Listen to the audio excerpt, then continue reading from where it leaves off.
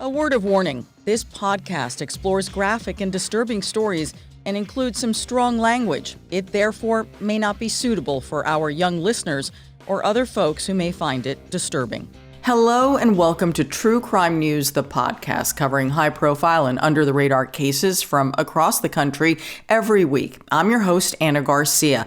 Our case this week, she was dying for 4 days, and at the age of 8, she had known much suffering. The little girl's death was entirely preventable. Her parents and the adults around her intentionally withheld her insulin. She was diabetic, went into a coma, and died. It was God's will, the parents said, who were and still are members of a fringe religious group. The group doesn't believe in medicine, and to this day, her parents and the other members of the cult believe that they did the right thing. The police disagreed and charged 14 members with her murder. The verdict is in, and the court says they all had a hand in her death. We're recording this on Friday, December 5th of 2025. Our guest today is Rich McHale, a former police sergeant from South Jersey, a law enforcement expert, and an author. Rich is also a dear friend of the show. Hey, Rich, how are you? Good afternoon, Anna. How are you? It's great to see you. Welcome back. It's always a pleasure. We love you because you are unfiltered. Likewise, and it's an honor to be on the show with you today.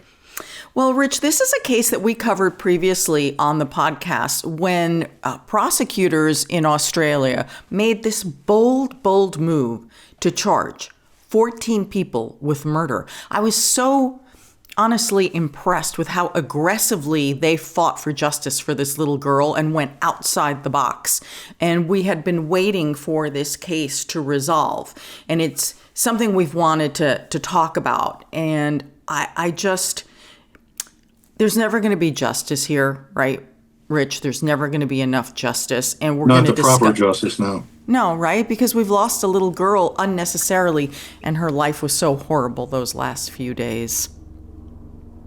I don't know the general background of law in Australia, whether it's a conservative or they lean to the liberal side as far as punishment goes, but I was glad to see that some justice did come out of this case. Yes. And again, it's a very unusual case because, generally you hold the parents accountable for the withholding of medicine, which is honestly a form of abuse that in this case led to the little girl's death. But to go so far as to say every single member of this cult in that house at the time who agreed and stood by and did not intervene was responsible for her death. Well, to that point, it's amazing how from the top down, they fell in line at some point, even the father of this girl, and just totally dropped his beliefs, outside beliefs, and locked himself into the rules, if you will, of this sect. And it's very disturbing that what we would think is somebody with a decent level of common sense and intelligence to take care of another human being, especially your own child, converts to a religion or belief that ultimately kills your own child. That, as a parent, as a former police officer, is not easy to take at all, as I'm sure it obviously upsets you. Oh, very much so, especially since police found the insulin in a cupboard. The insulin was there. It was inside the house. It was available at any point, and they did nothing. They did nothing while she died a death that was so horrible. Can you imagine? Oh my gosh, and only 8 years old. What they did instead, and they told police this, they had no problem saying this when police finally arrived a day later, that they had prayed for her, they sang for her. Wait a minute. And this was, for me, the final straw, because this is on the police cameras. They actually said to the police, oh, she's not really dead. She's asleep, and God's going to resurrect her. Really? And asking about her pain, the cult leader was saying she's dead. She has no pain. Like, just ridiculous thoughts and interpretations of how we should treat other human beings. Unbelievable. Well, this case is out of Toowoomba, Queensland, Australia. The victim here is a sweet, innocent child, 8-year-old Elizabeth Struhs. She had type 1 diabetes, which could have been controlled with insulin, but her parents were against medicine and they were against doctors. In fact, both her parents had been in trouble previously with the law for withholding medical care. Both of them got into trouble. You think they would have learned from this? No, instead they double down. They double down on this insane religion. Her parents, 53-year-old Jason Struhs and 49-year-old Carrie Struhs, that would be her mother, watched their child die a torturous death over 4 days. They sang to her. They prayed for her with fellow cult members. The 14 people charged with murder refused to be represented by attorneys by the time they were arrested and this went to court. Here's the part that's insane. So they refuse attorneys. It became a spectacle in the courtroom. Then they decided they were going to represent themselves. One cult member actually cross-examined another cult member that was his mother. Then they would wave to each other when they would see each other in the courtroom and they would get excited. And while they were being held in detention, and you could think maybe they would have what we would call a come to Jesus moment. No. Instead, they were trying to convert people to this religion of 14 people. That's how many people are in this crazy cult. And not to get off subject, but as I read this story and the fact that 14 people were not only involved, but ultimately convicted, it reminded me of Jim Jones in Guyana, where he got all those people to drink the juice and knowingly that they were going to take their own life. How do you get, there were several hundred people. So I want to stay on your case, but it took me back to 1979-ish when that occurred, but it drew me back to how one person or one leader could get so many people to follow in what is a very abnormal way of thinking, of living, really. Yeah, it's a way of life for them. Yeah, absolutely. These people are brainwashed, and how they become so susceptible, well, that would be chapters and chapters of a podcast. So the other thing here is we're in the middle of a murder trial, right? And in the middle of all this, they start arguing, this isn't a murder case. This is religious persecution. No. This is a murder case. And I am so grateful to the judge for trying to keep the decorum and reminding everyone this is a murder case. Now, it was handled by a judge rather than a jury. Everyone seemed to understand that this was a very complicated case with layers where, arguments of religious freedom could be made. Plus, you had an unruly 14 defendants. And that's for the defendants to decide if they want a judge or a jury. So I know you said it was better a judge handled it, which is true. Maybe Australia is different, but it would have been the defendant that chose a jury trial versus a judge. Yes, and I don't know the technicalities in Australia, whether you have the choice or if the system makes the choice. I don't know, but I agree with you. It was best to be handled by a judge. I have a feeling the jury actually would have come down with a much harsher verdict, though. That's the thing.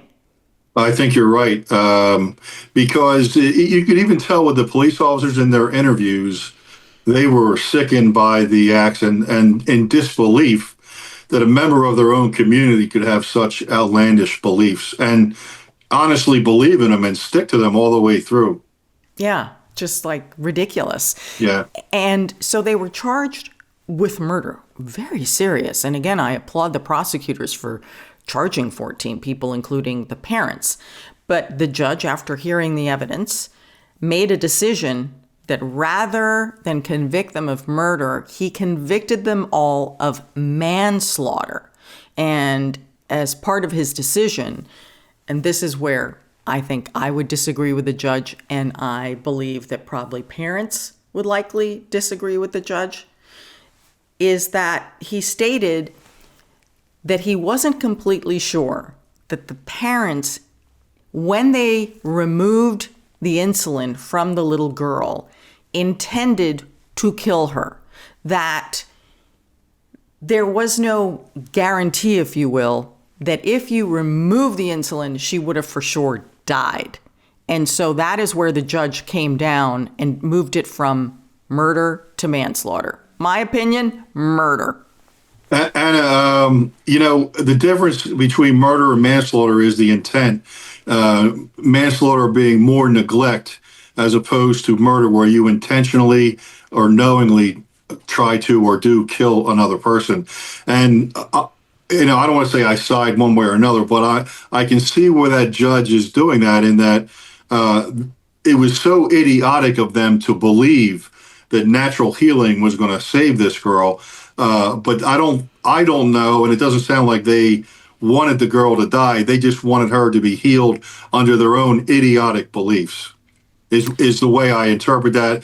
I think they're totally responsible for her death without question, and they should have gotten more time. But the intention, I think the judge, I would lean on the judge's side as to how I looked at that, as far as neglect over knowingly or intentionally trying to kill their daughter. I would hope that they weren't trying to kill her. Yeah. Yeah, I hear you. And maybe on that doesn't sound right to you, but that's the way I would interpret the law end of that.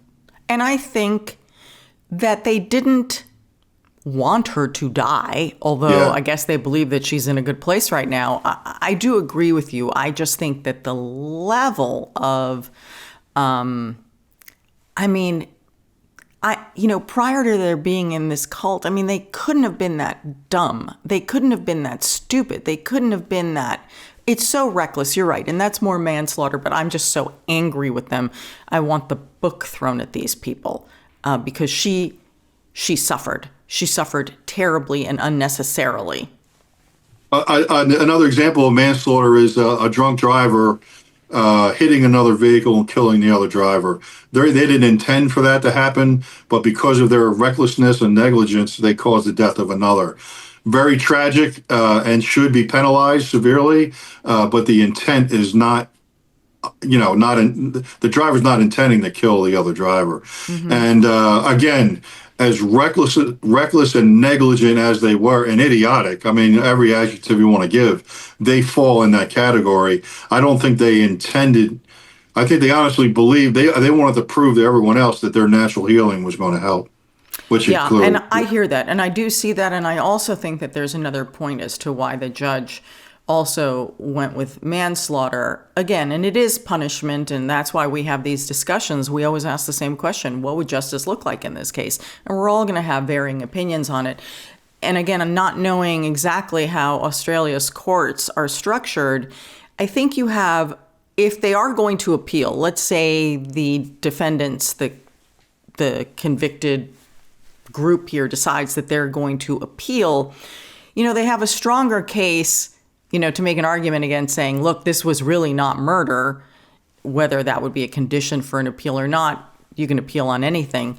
So I do feel that it was a way of trying to lock this down and say, okay, let's get justice for this little girl. Let's put these people away. Let's put restrictions on when they can be released.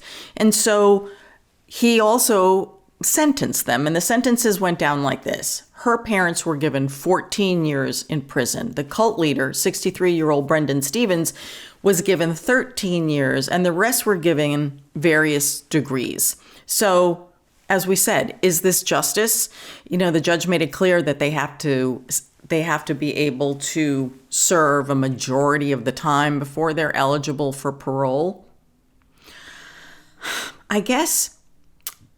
And this isn't necessarily about the law. This is about justice. When I say that I'm angry and I wish that it had been murder, I feel like, especially when we talk about religion, right? And we talk about intentions and we talk about people's beliefs. This judge showed these 14 people, I believe, a form of mercy.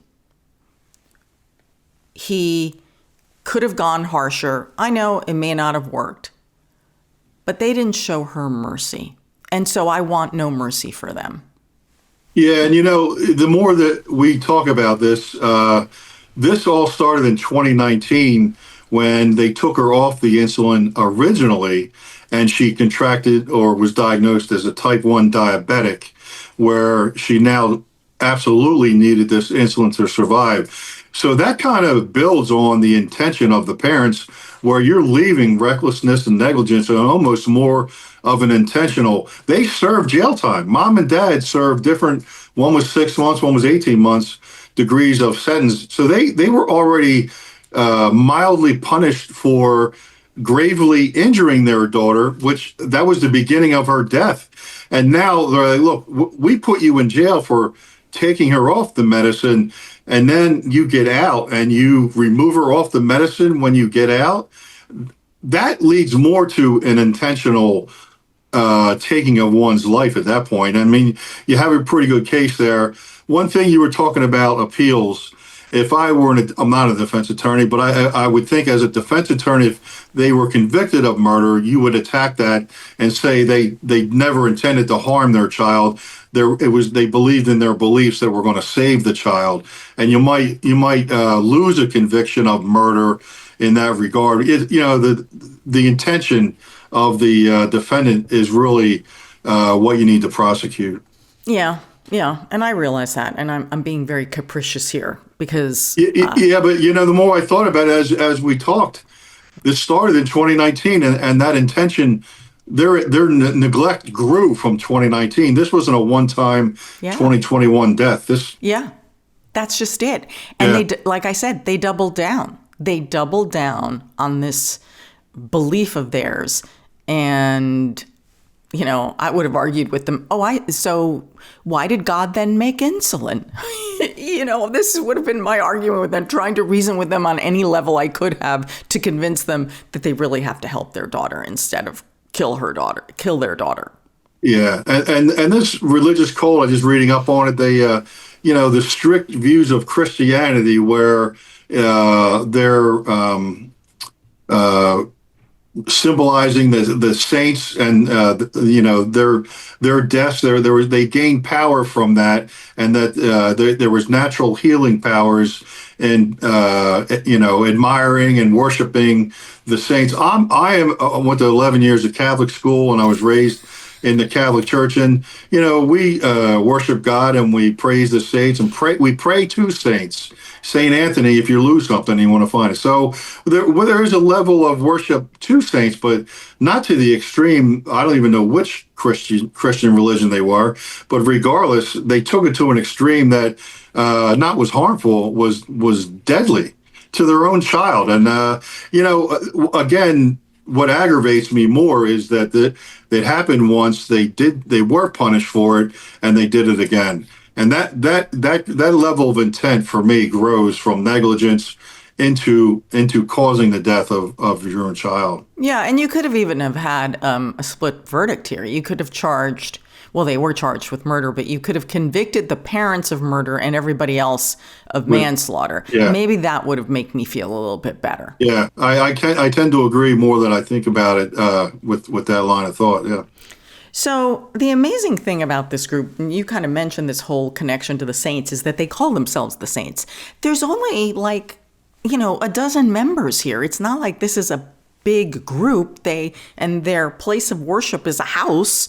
They don't, and that's it. That's it. You have a small group of people practicing beliefs which are reckless, haven't clearly, killed a girl without question, and the fact that they continue to, they haven't seen the light.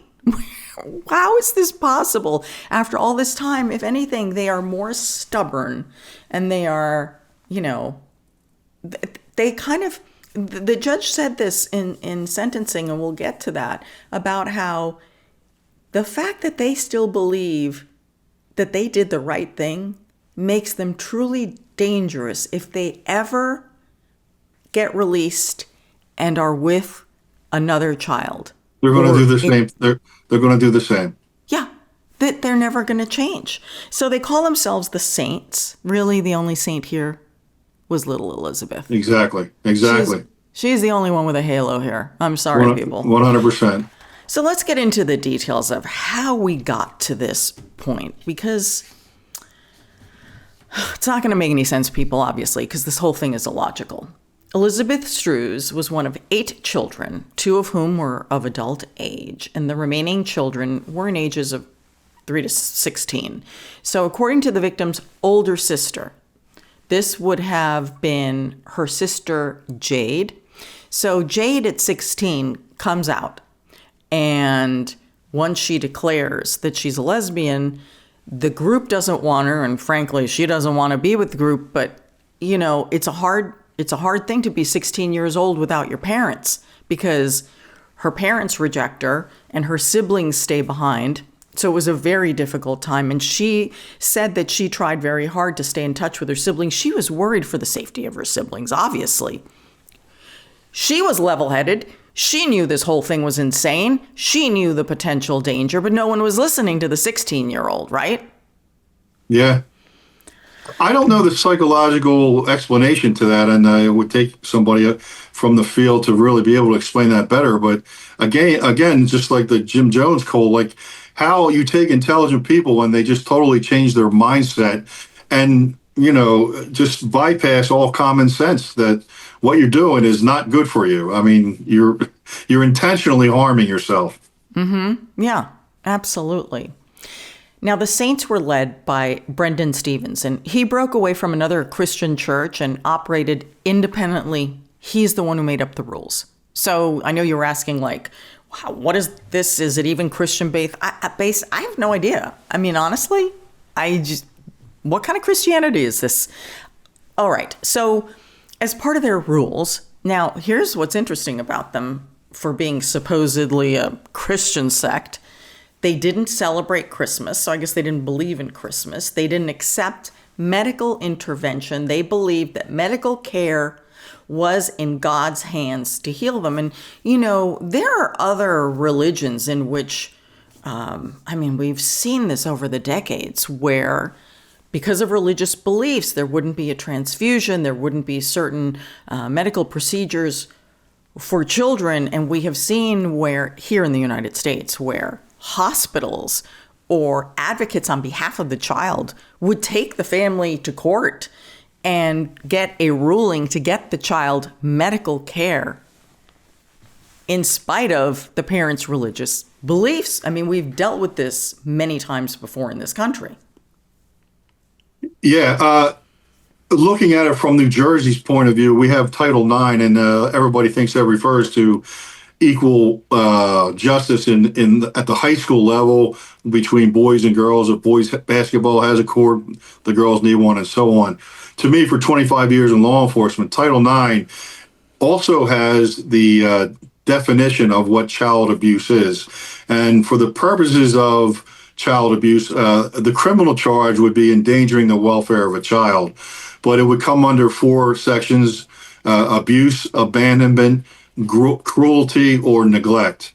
And there's like 3 criteria.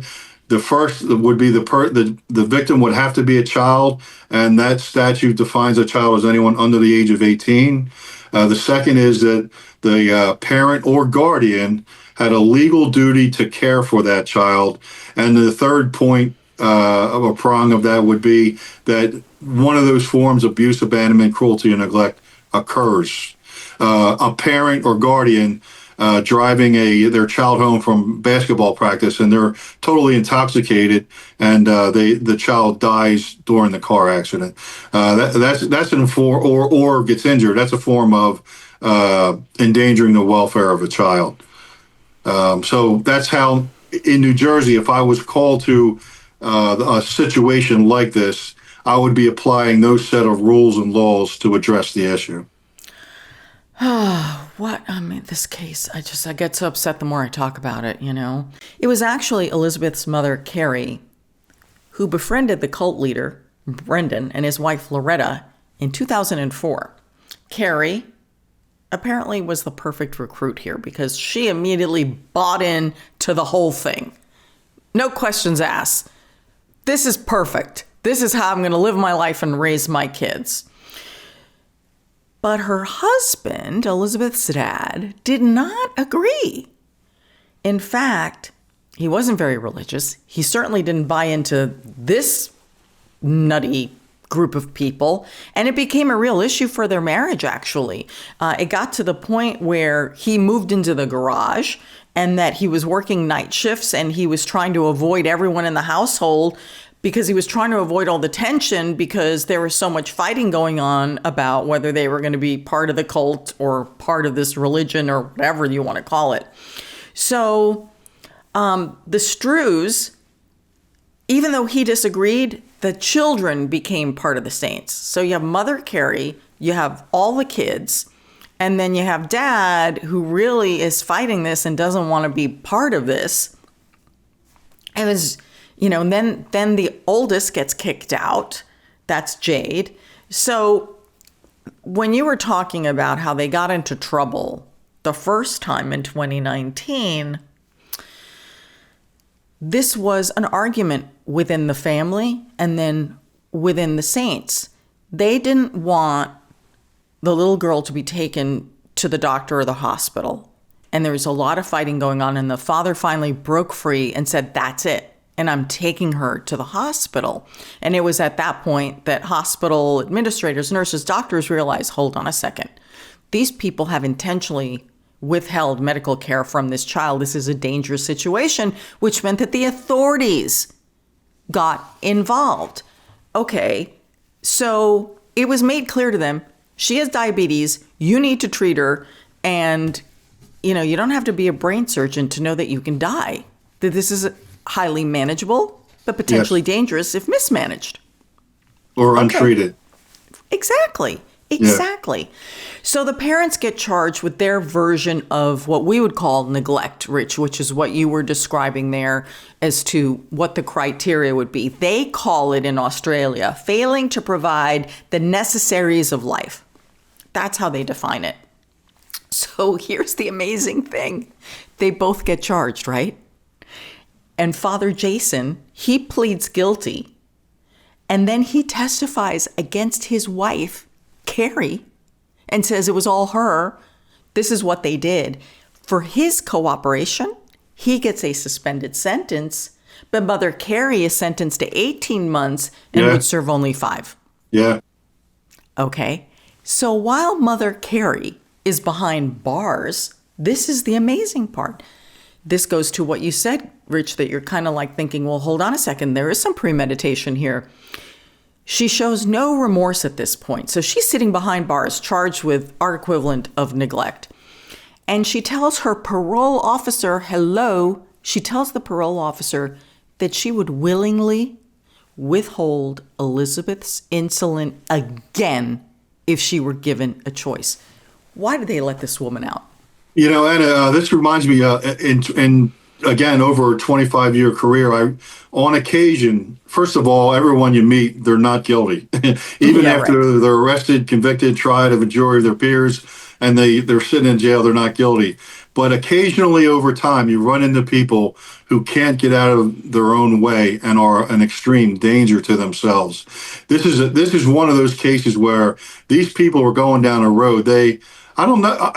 They had an idea. I don't know if something clicks in their brain that shuts off the information that says what's really wrong, or they're intentionally ignoring that information that says what they really should do. I don't know. That's why I said a psychologist would know this answer better. But when somebody cannot get out of their own way and becomes a danger to themselves, the law has to step in for their safety.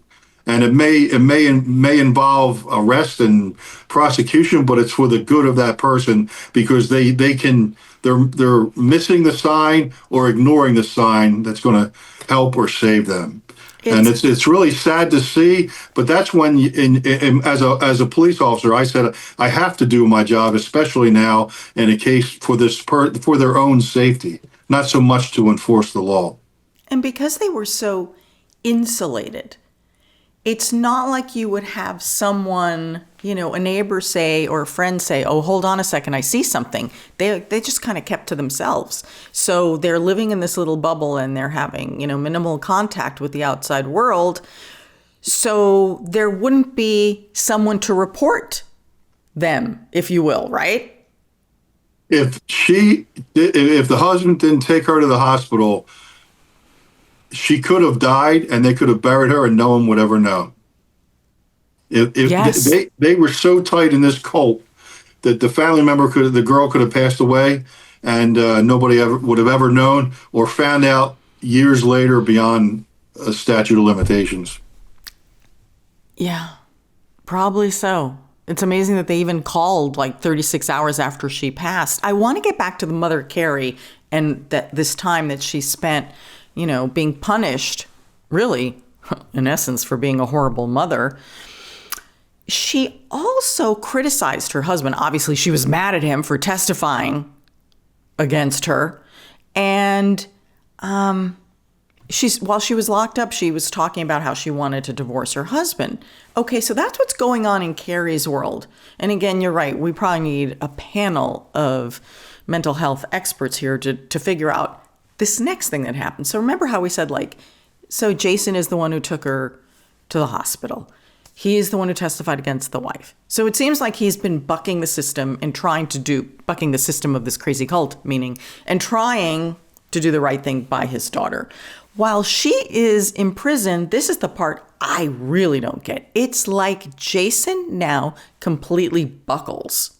Something happens to him to the point where he decides to finally become a member of the Saints. And surrender to their rules. Yes, he gets baptized. Yeah. He surrenders the fight. Yeah.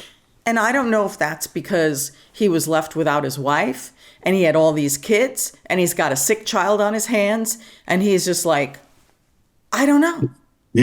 I guess, in his twisted mind, for the love of his wife and their marriage, he didn't want to lose that he caved. And then when the mother gets out of prison, she says that Jason's change of heart and joining this cult, that she can see how much calmer he is now and that God had even cured his anger. Yeah, that's it.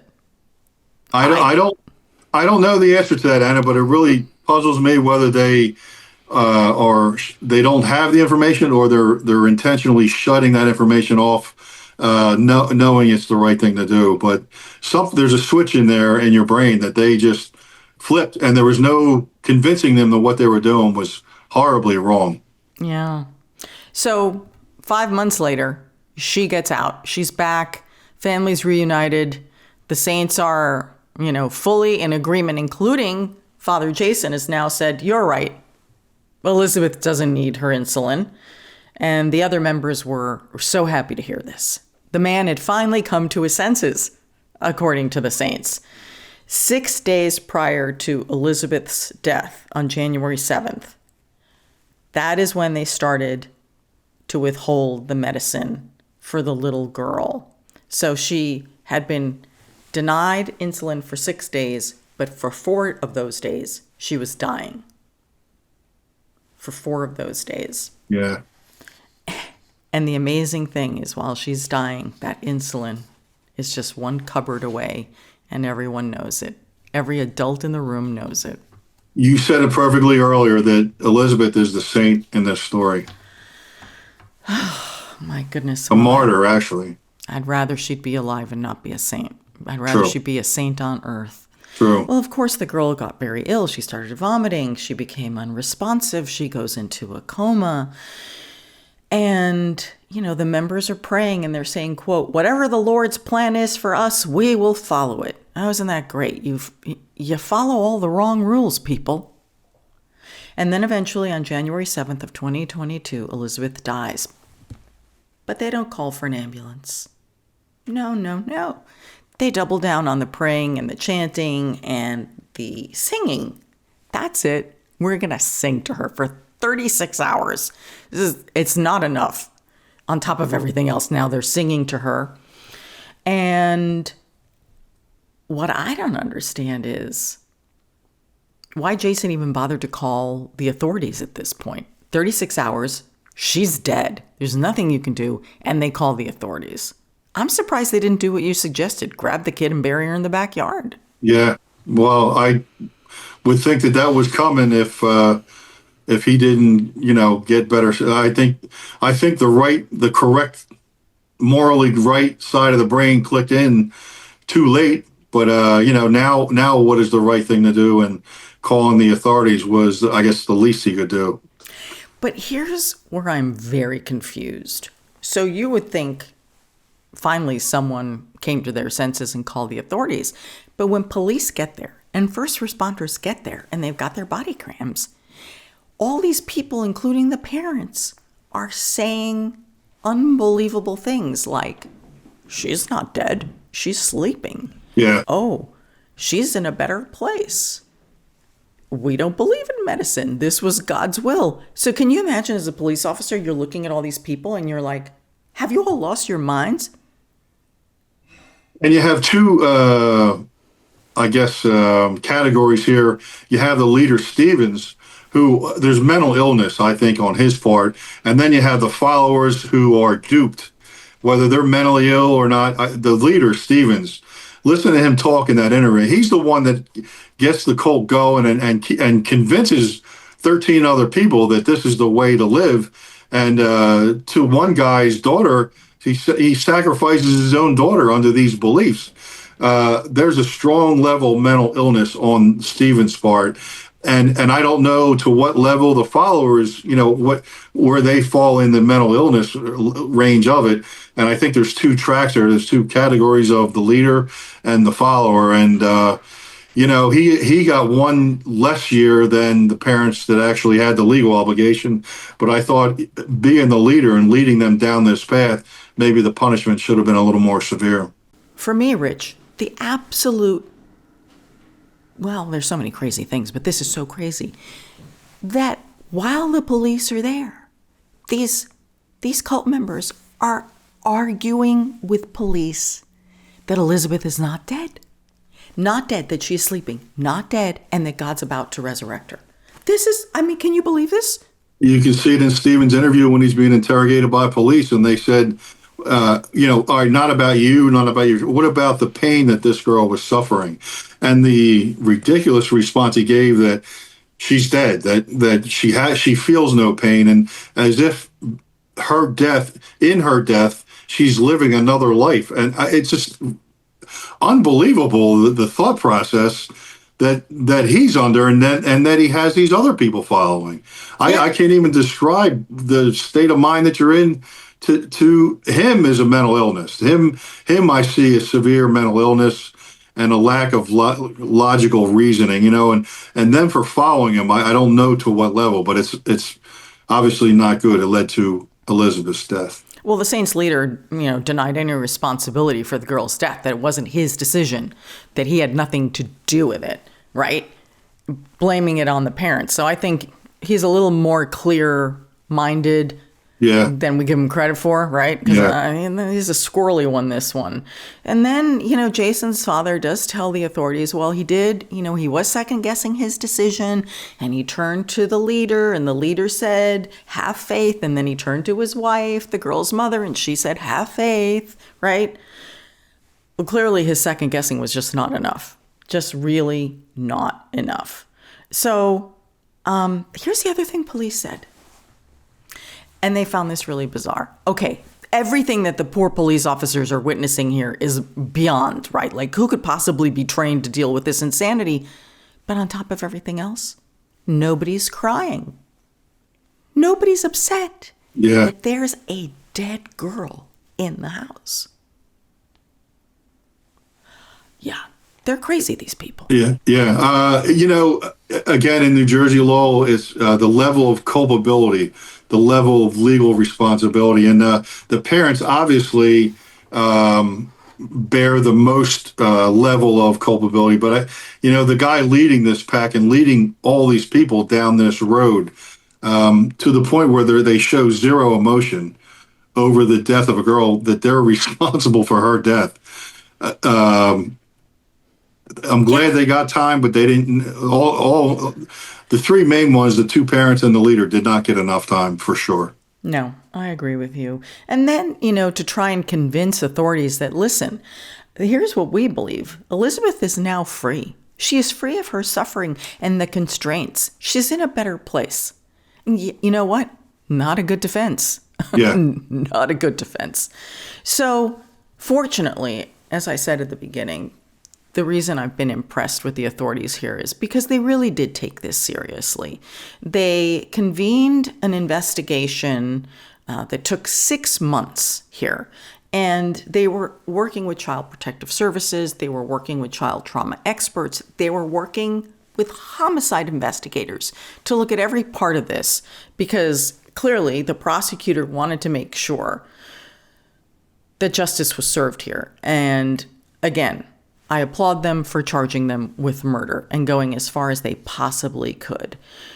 And the acting superintendent, Gary Watts, said, he'd been in law enforcement for 40 years and said he'd never faced a matter like this. Like, they were really all beside themselves trying to unravel this case. It's like, they can't really be arguing that she's not dead. Like, how can we even reason with these people? Yeah. Yeah, no, I was just going to say it's unfathomable to believe that. Are they that stupid, or are they that under the spell? Like, there's no logical explanation for that. Not that I'm aware of. No. You would be that, not sadly, but that badly or incorrectly off course. Most criminals, when they're caught, they're trying to point the finger somewhere else. Right. Not this group. Right. No. Not them. Oh, yeah. They're all in. They're all in. They are all in. On July 5th, a search warrant is issued, and they arrive at the property, which is also the church, which is, again, this weird compound. And this is where everyone worships. And officers arrested 7 women, 5 men, ranging in ages, right? From 19 to 64. It's quite a spectrum there of believers. And police made their argument, and they said, look, the adults in that house did not render assistance, and everybody gets charged with murder. And then, of course, it's the spectacle. As we mentioned, refusing attorneys, refusing to enter pleas. So the judge entered not guilty pleas on their behalf to try and preserve their civil rights, even if they're not preserving them, because God's going to take care of everything.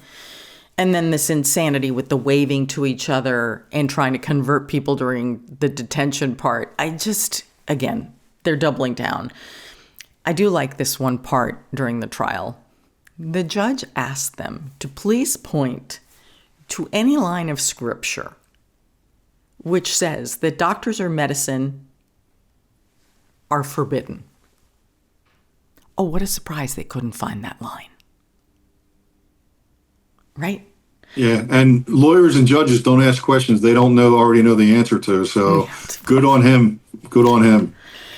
Yeah, him or her, whoever the judge was. It was man. Okay. And this judge is in charge of a horrific circus, and at the heart of this circus is a horrible, horrible death of a child.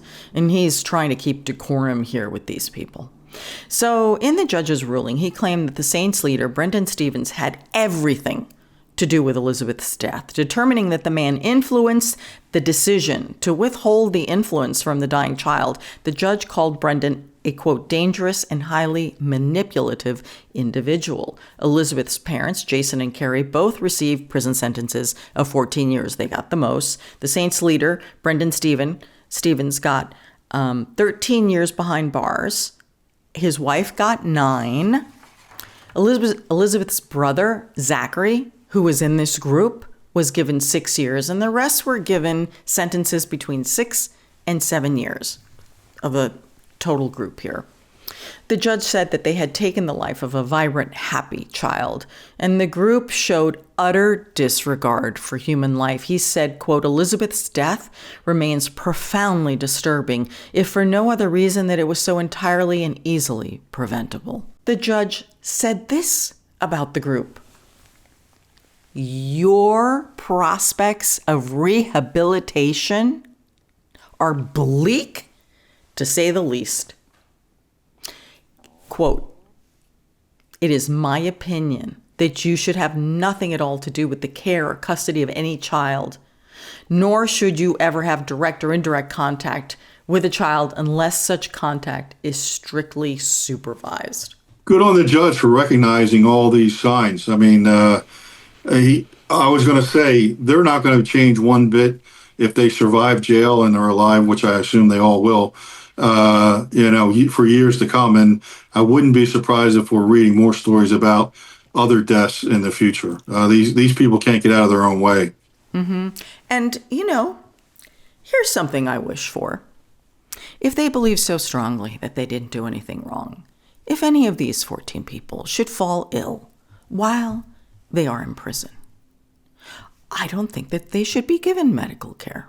I I think you cross a legal line there, Anna. and the other thing is, you don't have to worry because I don't think they'll take it. I know, I'm a cruel and unusual punishment, right? But it's Look, like, hey, I'm all in. I hear you. But that would say that we're lowering ourselves to their level. All right, okay, you're right. But I mean, I guess can you? I don't even know. Can you deny them? Yeah, medicine? If you're dying in prison or you're very, very ill, isn't there a legal responsibility to render aid, right? If we definitely, the prison, they have to. So that will be against their wishes. But if you're supposed to take insulin for your diabetes as an adult and you refuse to take it, that's on you. I've offered you, I've brought the medicine to you, and I've given you the injector and everything, and you just say, no, I'm not taking it. I'm not going to inject it in you, but I offered it to you and made it available to you. You chose not to take it. That is how that would play out. But I would not say we're denying you it because I know. Yeah. But it's just so it's going to happen, right? Especially since you've got, people who are older in this sect. Someone's going to have an ailment. Someone's going to get ill. I'm hoping that the journalists in Australia are going to keep tabs on this group and update us on these people. I don't think you have to worry, and I think it'll catch up to them. And they've consumed enough of the Kool-Aid that they are not going to change their colors now and say, all right, we want the medicine. They're going to die this painful death thinking that natural ailments are going to save them. Well, we'll see. So after the members were sentenced, let's get back to the eldest sister here, the one who was kicked out of the cult, the one who was always worried and was sounding the alarm and did not drink the Kool-Aid. This is Elizabeth's older sister, Jade. She said outside the courtroom that there was finally justice for her sister. And as for the Saints, she blames them for breaking up her family, saying, quote, "The coercion and the manipulation that Brendan used to control not only his own family but mine is the most unforgivable and disgusting abuse of people's vulnerability." Good on her for standing up against this cult. Good on her and her family. Good on her. Yeah. So, there are a lot of times we cover so many cases on this podcast, and I say to you, we're going to watch this case. We're going to keep you updated. I don't just say it. I really mean it. And when there is a significant update on a case that we've discussed, we try really, really hard to come full circle and have the discussion about what happened and how and what was justice determined in this case. So, and this is an example of that. And I'll ask Will to link to the first case, the first podcast we did on this one, if you all want to hear that, because it gives you the full progression of the case. It is time for our comments section. These are the crime cases that you all are talking about on social media. And here is our producer, Will Updike. Hey, Will, how are you? Good. How's it going, Anna? Good. What's going on, Will? Rich. Hey. Likewise. So in this comment section piece, we have another case of people kind of drinking the Kool-Aid, but this isn't a religious one. This is all about a sort of online viral craze. This case comes out of St. John's, Florida, where 3 teens have been arrested after taking part in a new TikTok trend. Now, this trend is called the Door Kick Challenge, and it's basically what it sounds like. People are running up to residential homes, kicking on the door, and then running away from the house before the residents can reach the door. it's kind of similar to like a ding dong ditch thing. But if you see some of the video, because there's so many Nest cams and stuff now, these things have kind of been captured, and some of these people are inherently filming themselves as part of the old trend. It's like they're kicking these doors pretty hard, and you can understand how it would be a little bit scary to a homeowner. A ding dong ditch is kind of like, maybe I'm just aging myself here. Maybe I'm just old, but it always felt like that was just kind of like, hee hee hee hee, you're ringing the doorbell and running away. And this is like, they're like pounding on the door, which I think immediately, I don't know, anytime any knock comes on my door, I'm a little bit on edge, let alone someone kicking at it. But this particular incident unfolded, as I said, in St. John's, Florida, after police were contacted by a resident about a potential burglary unfolding. So a homeowner's ring captured some of the individuals here. And when the resident is on the phone with the dispatcher, they're asking if they think any of these burglars were armed. They said no, but the caller noted that her husband had armed himself. He was going to answer the door with the gun. Decided ultimately against it, but kept the weapon with him just in case they were worried that they would return. So the cops show up to the area. They eventually sort of locate three teens here hiding. They were all dressed in dark clothing and gloves, and they were, like I said, they were in the vicinity here. And that's the thing too, I think, is if you see this on your Ring camera, you see somebody all dressed in black with the gloves and everything. It all feels pretty threatening. And they had a pretty strict talking to these teens. Apparently, they had gone to like multiple houses in the neighborhood and caused like significant damage to one of the doors there, one of the residents.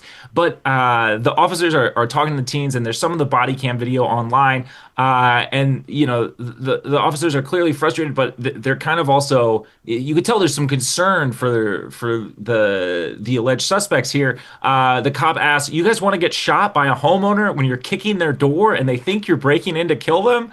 And the teen, of course, says, "No, sir," which very respectful response. Got to commend him for that. But this didn't just end, obviously, with a stern talking to. That's why we're chatting about it here. The teens were arrested on charges of loitering and prowling, and one of them was also charged for criminal mischief due to this damaged door. Now, the sheriff's office, they took this pretty seriously. They're worried about this one. They told media outlets the complainants were armed, waiting at the front door to shoot the possible intruder. Participating in this criminal act has serious and possibly life-changing consequences. Now, this one, it's giving me weird flashbacks to like there was a trend like years and years ago, again, aging myself here, where people were swatting places, where they were like calling in these like fake threats, and SWAT teams were like showing up at places. And that's like a whole mess of a thing. But it seems like I feel like there appears to be some general misunderstanding on what qualifies as like a prank and what crosses over into territory. I think it's very clear. Scary. There's no misunderstanding here. This is not I mean, come on now. Are you an idiot? I mean, you are literally trying to bust down a door. I'm surprised they weren't charged with burglary, trying to break in, and something more serious than this. Yeah, I think that's the thing. I think if in your head, you're ever considering a prank or something, maybe consider like the outcome and effect. And if one of those outcomes or effects is that someone could grab a gun, it's probably not a good prank to associate yourself with, or to get involved in. And in Florida, with stand your ground laws, I'm not surprised that someone was standing there armed, ready to go. Because why would you think, if someone is kicking your door in, why would you automatically think, this is not a threat, this is a prank? That's absurd. Yeah. Well, and I mean, yeah, especially in Florida, I mean, you have cases there where like just altercations in a movie theater, and things have resulted in someone getting shot. And there are times where the defendant is they're not being charged because under that state's specific statute, they have very protected laws around that sort of thing. So it's. Yeah, I think it's one of those things too, where even if you're a kid, you got to kind of consider the locale of where you're at, because it could turn very serious very quickly. Um, Again, I do think about sort of like the change in pranks and stuff. I'm just gonna open this with a comment from Uncle Tinfoil. They said, "Why can't these kids be good and just blow up mailboxes like we did as kids?" Which I'm obviously not advocating for that. It is a federal offense to tamper with the mail, so don't do that. But it is just interesting to me because I do think. And I don't know if it's just because things are more filmed now or like what the situation is, but it does seem like we're seeing more and more incidents. Obviously, this is an extreme case, but of things that used to be considered maybe more good-natured fun being met with certainly a different response. I mean, it's like water balloons. Whatever happened to water balloons, people? Exactly. Or whatever happened to like TPing something. The kids are caught up in the TikTok trend. They're not thinking of the consequences and all the things that you're concerned with. Well, they're not seeing that end of it. They're just thinking about keeping up with the next trend. And there's a disconnect. And by the police the police don't want to charge anybody. If there's damage, the kids get the kids' parents to pay for it or whatever. We don't want to be filing criminal charges on a kid kicking a door, quite honestly. But you have to at some point draw a line and say, look, you're going to start getting locked up. And paying for the damages if we don't knock this stuff off. So you have to kind of raise the bar and enforcement. But we don't want to be bothered with this type of trend. We don't want to answer a call where a homeowner has shot a kid who's just trying to fulfill a TikTok prank. Yeah, can you imagine? I mean, this could easily have I such a wouldn't want to tragic imagine end. it. I wouldn't even want to. Not at all. Nope. But I think you're right. Like, I do think there is something like escalating it about like the visibility of it and like the social media nature of it. Paul C said next is the go for a jog on the interstate challenge, which is like it just feels like these things like they have like a weird way of heightening. And I don't know. Yeah, I don't know exactly what's contributing to that, but I think you're right, Rich. That like behind all of it is really just not sort of considering like the after effects or some of the consequences of some of those things. They're not thinking about them at all. They don't have any input that would tell them, hey, bad things are going to happen if you keep doing this, if you kick down the wrong door. Yeah. No, we had a comment here that I think was a good point on that. Florida for Life said, this is why there are juvenile courts, because the brain isn't there yet and bad decisions abound. Don't know how I survived, to be honest. Which, that's such a good point. Because, right, these are stupid decisions being made by teens. Teens. And they're always going to make these decisions. And, I do feel very strongly like there have to be consequences for actions, right? Of course. Yeah, of course. I do. But as Rich is saying, it's like, really, if I got to patrol, I got to do this. Is this the best, a service that we can provide these kids do have to be punished. And it's something, as many of you know, I'm on the board of an LAPD affiliated nonprofit. And we work in this area called Boyle Heights, East LA. You all have heard of that. And one of the things that we do is like this diversion program. And at the heart of it is kids doing really stupid things and trying to get like buy-in from the police department that we work with at Hollenbeck and working with the arresting officer and the captain and the sergeant, and then working with the family and trying to see if we can come up with a, diversion plan where everyone's looking at what they've done, let's not get a record, but let's have consequences for these actions. Let's stay out of trouble. And, it's heartbreaking. Like, we just had our fundraiser recently, and this young woman talked about how she stole makeup from Target and got arrested. And she was having terrible problems at home. Believe me, you should not be stealing makeup or anything from Target. But, you could see how she was describing the terror of what she had done and had come to grips with what she had truly done and how she's had an opportunity to change her life, and she's back in school and she's back on the road to being a thriving person, and we've built in support for her and her family. And I guess this is what I'm talking about. You know, when you hear that story and you see this young person really struggling and acknowledging and having done the work, you know, but in our broken justice system, do we have time to treat every teenager who makes a mistake with this kind of attention? Well, and I think that's a good point because, you know, we talk about justice on this podcast every week, and it's not always going to look the same. You know, it is up to a community, and there are opportunities, especially like for these younger offenders and stuff, that we hope that, you know, it doesn't necessarily have to involve jail time or something, but, you know, some sort of consequence, and hopefully there's some sort of reflection that comes from that, or you know, some sort of impetus to change course and do something a little bit differently. Speaking of doing things differently, we got a commenter who has a different idea for a trend. This came from Orwell, who said, "The ultimate challenge is being mentally healthy and not a narcissist looking for attention. You get a lot of rep for it. These dudes should try it out." Which, yeah, I mean, it's probably not getting as many views on TikTok or wherever, but Not so easy, right? yeah, it's not an easy challenge, which makes him all the more of a challenge.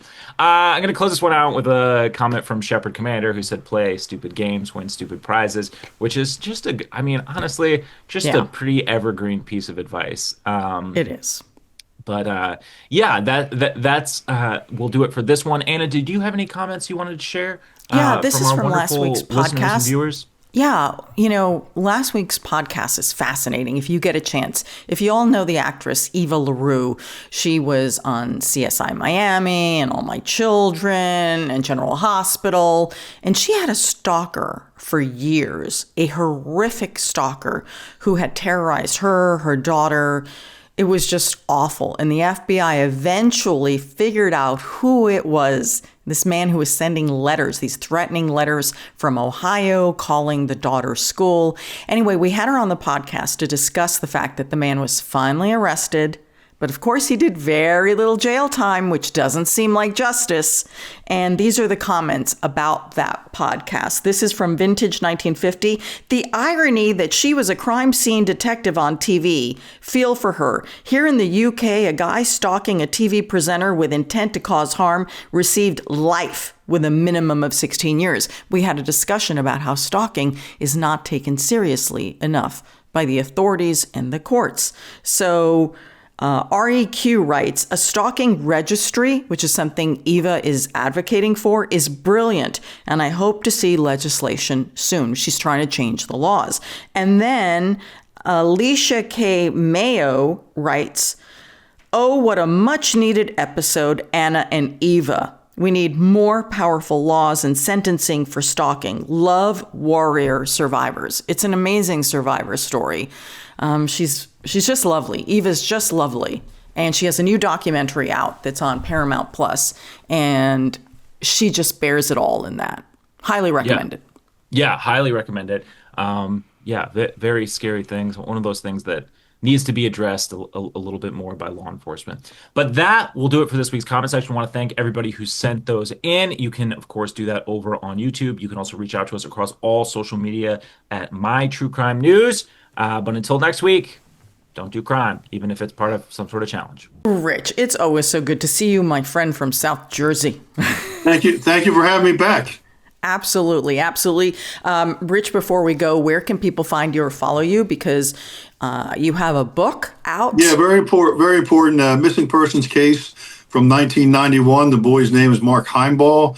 Ana Garcia herself covered it as a news reporter. You can find my book on Amazon.com. It's called Where is Mark? I also have a website, whereismark.com. And it's very important, if you are interested in this case that is unsolved, which Rich has dedicated so much of his time to. Rich also follows up on tips. And I know 100%. 100%. I know that you do. And then if I get them, or you all know Luis Bolaños, who's a regular on this show, a former homicide investigator, we get them also about Mark. and we send them to you, Rich. And I know you send them on to the cold case unit. Yeah. But nothing, right? Well, because I'm not in the investigation directly anymore, they can't tell me exactly what they're working on. But I have a direct link to the prosecutor's office detective assigned to the case, as well as the chief of Middle Township Police. So if they send it to you or to me, they will get to the investigators, or they can send them directly to Middle Township Police or the Cape May County Prosecutor's Office. Yeah. I mean, we turn stuff over all the time. In fact, Yeah. Lewis and I got one a few weeks ago about someone claiming to know who was responsible for a double homicide. We, of course, took this very seriously, got on the phone with them, tried to verify the information, but ultimately, of course, all we did was turn it over to the authorities, and then the authorities took them forever to respond to us, and Lewis and I are like, hello? But, they'll say, well, we've got some regular tipsters, and this is what this sounds like. I don't know. It's not for me to judge. But we have to solve these cases. Yeah, and in my case in particular, finding Mark Heimball, 11-year-old boy, didn't deserve his outcome, and we need to find justice for him. Yeah, Bring him home. Yeah. Well, thank you, Rich, for always doing that. You've been fighting the fight there, my friend, and that's why I appreciate you. Will and Anna, thank you for having me. Absolutely. All right. So you can find this podcast, all our podcasts, wherever you get your podcasts, or you can watch them on YouTube, because that's where we have this great community. And I love to hear your comments. I want to hear your comments about whether you think justice was served in Elizabeth's case. Did this little girl get justice? Can't wait to hear what you have to say. So subscribe to our YouTube channel. More than 5 million people have. Make it 6 million, shall we? And subscribe to our newsletter at truecrimenews.com. You can always find me at Anna G News, Anna with one N. It's so funny that I always say that. People just start saying to me, or they'll write to me and they'll say, hey, Anna with one N. It's just hilarious. Anyway, until next week, this is True Crime News, the podcast. I'm your host, Ana Garcia. Crime never stops, and neither do we.